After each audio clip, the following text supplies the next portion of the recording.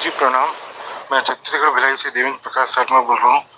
आपने मुझे मैसेज दिया था कि इसमें इसमें जान डाल दी थी इसके बारे में, तो आप बोले मुझे परमात्मा के दर्शन मैं जब चाहूँ करा दूँ। आपके बाद मैं अपनी कुर्सी में बैठा था लंच करने के बाद में, पैर सीधा करके, तो मैं डूबते गया। अचानक देखा कि मेरी थर्ड आई एकदम ठंडक महसूस हो गई है। आप बोले उसमें डूबते जाओ, मैं डूबते गया तो उसमें मुझे कलर दिखाई दे रहे, लाल हरे, फिर ऐसे एक चमकदार रोशनी आकाश से मेरे आंख में आ रही है और धीरे धीरे वो तीन जुड़ती जा रही है और इतने चमक सीधे मेरे थर्ड आई में आ रही है। और मैं तो समझ ही नहीं पा रहा हूँ क्या है।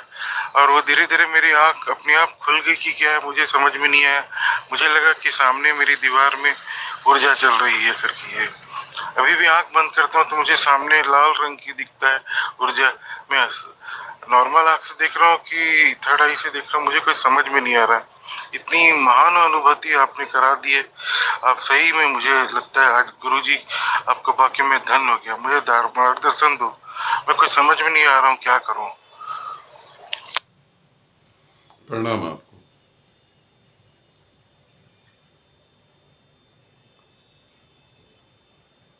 जब हम थर्ड आई पे ध्यान करते हैं,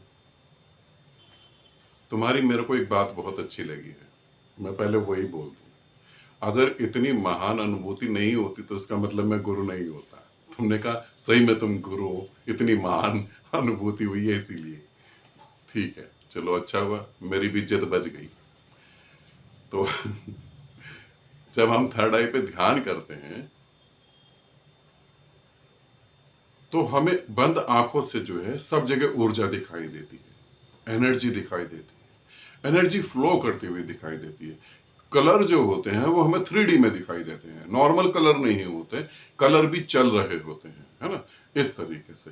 और जब आप आंख खोलते हो, थर्ड आई जब सही से काम करने लगती है, बिल्कुल ठीक ठीक काम करने लगती है और वो सक्रिय होना चालू हो चुकी होती है, तो जब आप आंख खोलते हो तब आप देखते हो सच में दीवार से ऊर्जा निकल रही है।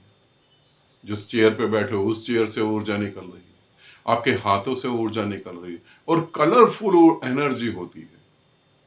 पहले पहले तो कलरफुल एनर्जी दिखती है, धीरे धीरे वो कलर जो है खत्म होने लगते हैं और फिर एनर्जी दिखती है। अब मुझे समझ नहीं आ रहा कि हो क्या रहा है, और समझोगे तो जो हो रहा है वो भी बंद हो जाएगा। जब समझोगे तो जो हो रहा है वो भी खो जाएगा हाथ से। जिन्होंने समझने की कोशिश करी उनके हाथ से खो गया। परमात्मा को ये बात कभी रास नहीं आती कि मेरे अलावा कोई और समझदार हो। कई जगह कहा भी गया है ना, समझदारों को वो पसंद नहीं करता, ना समझो को तो गले लगा लेता तुरंत।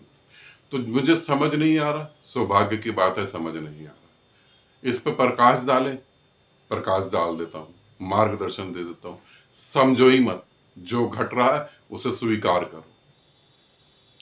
कल्पना नहीं है तुम्हारी, गलत ट्रैक पे तुम नहीं हो, गलत नहीं घट रहा, सत्य घट रहा है। थर्ड आई की जो बहुत ऊंची स्थिति में पहुंच जाते हैं, जो सब थर्ड आई पे साधना कर रहे हैं और कई कई साल लग जाते हैं उनको पहुंचने में, वो तुम्हें जल्दी से घट रहा है तो बिल्कुल ठीक है। जल्दी से घट रहा है शायद इसीलिए समझ नहीं आ रहा होगा, है ना। समझो नहीं, नहीं तो सारा खेल खत्म हो जाएगा। समझने का काम हमेशा अहंकार का होता है। समझना नहीं, जो हो रहा है उसे स्वीकार करो और उसका आनंद लो।